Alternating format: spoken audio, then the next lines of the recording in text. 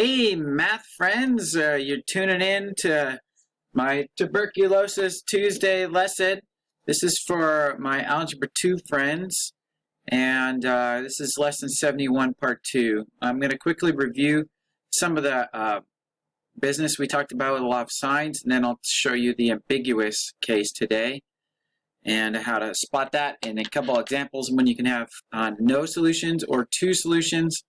Hopefully I'll do this in 10 minutes or less. So I guess we need to get to it. I want to tell you one thing that I've already got on the interweb, and that would be on my YouTube channel. There we go.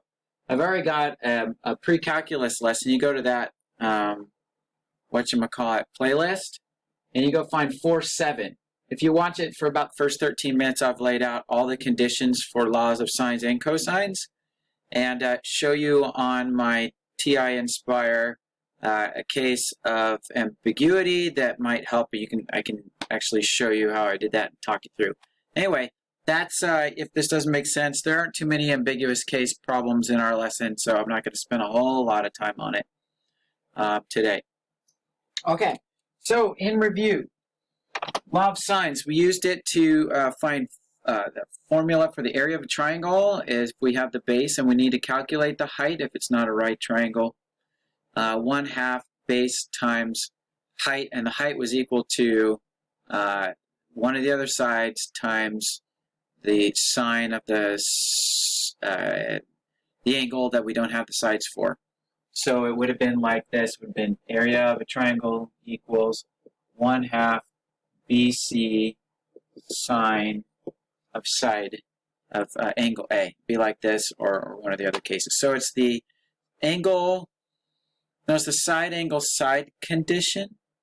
B and C in a triangle would be like this. There's B and there's C, and we'd have the angle that's between the two of them. Side angle side in that order. Okay, so we can find out the area of a triangle that way.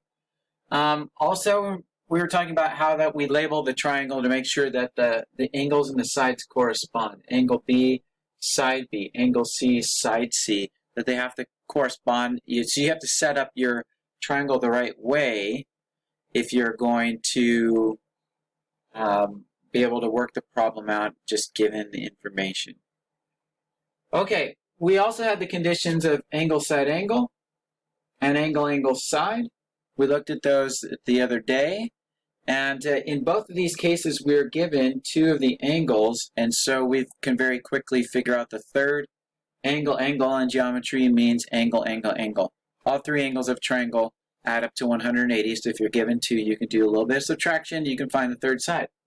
Here's what we want to look at briefly today. This is side, little side angle, and then the ambiguous case where they got side, side angle. We're not sure if we're looking at the small one or not. I have a special little thing to show you. I'm going to move the camera and let you see in the pre-calculus book the setup for that. So let me do that. Everything's going to get really weird. It's going to move here for a second, but I want you to copy down what you see in the book.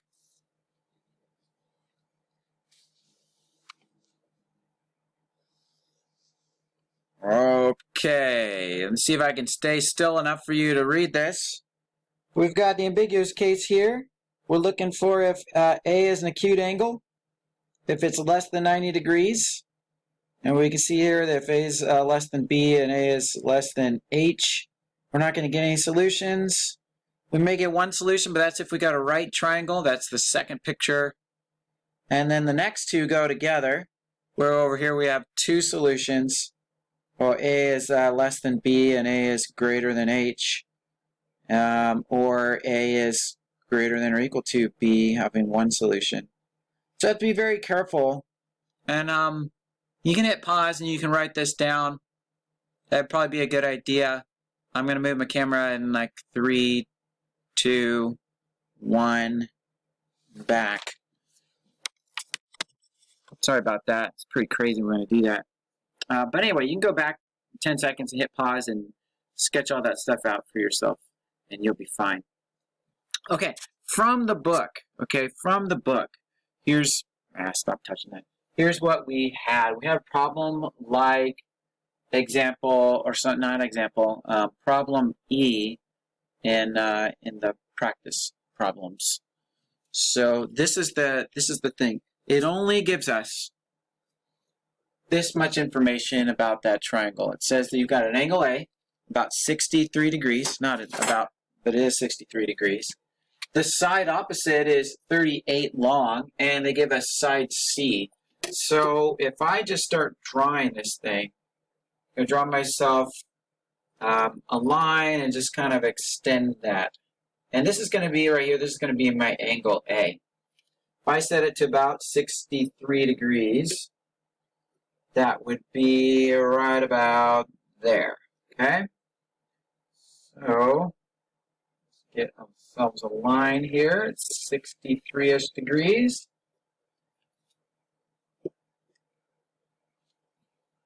The side across from it, let's see how we should draw this. We're going to have somewhere over here an angle B, and we'll put B up here. That means that, oh golly, we don't know what this angle is right here. Maybe that's our picture, but maybe not. And this will be our side A, which will be 38 units long.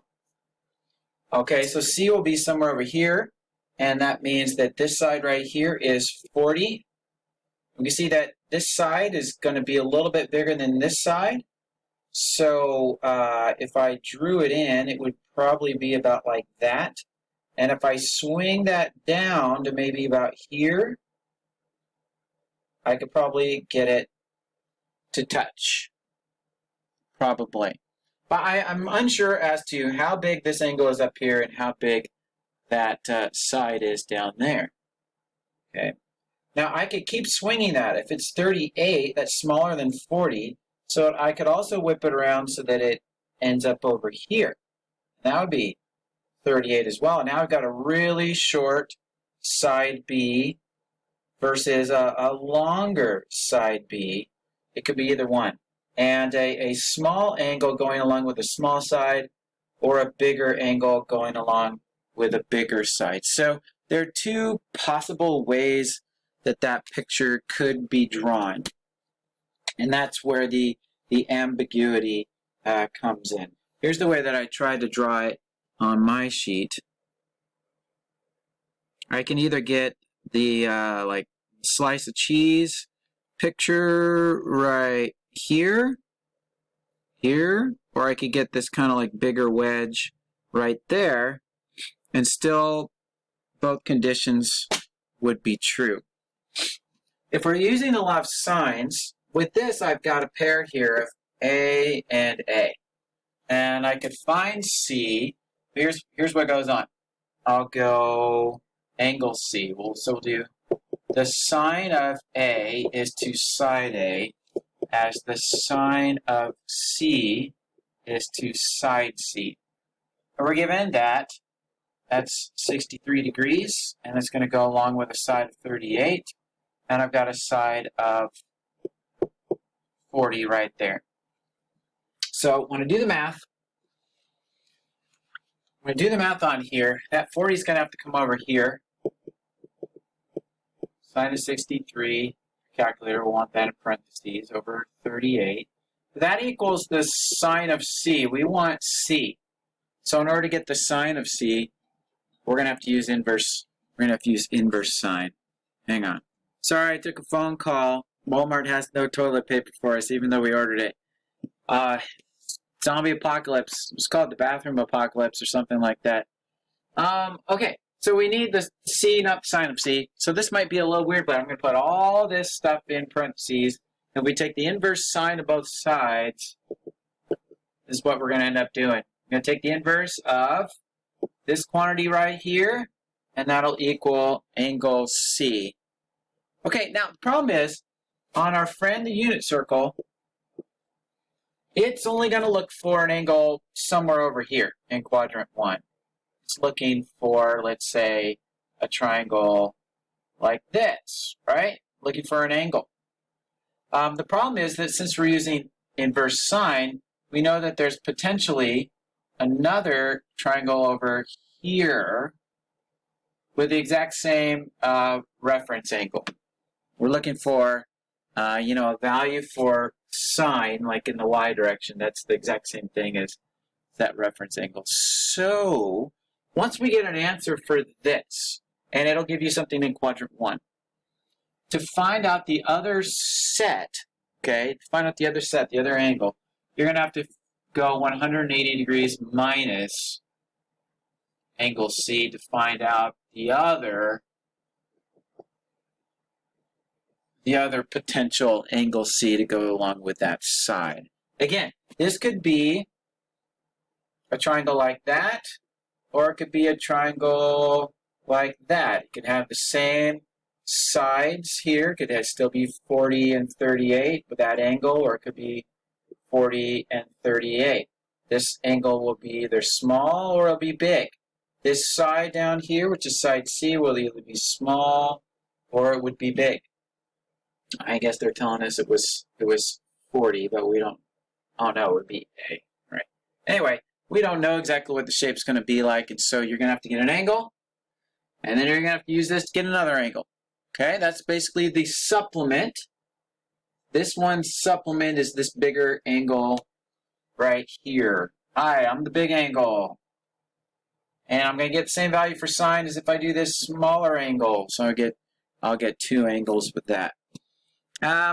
If you want a little bit extra, then I want you to just look over here in the corner. Give you a couple other examples of ambiguous case. Here's one where if you try to draw this triangle, you'll have, in this case, no solution because the A side or B side's too small, and it won't even be able to make that angle B.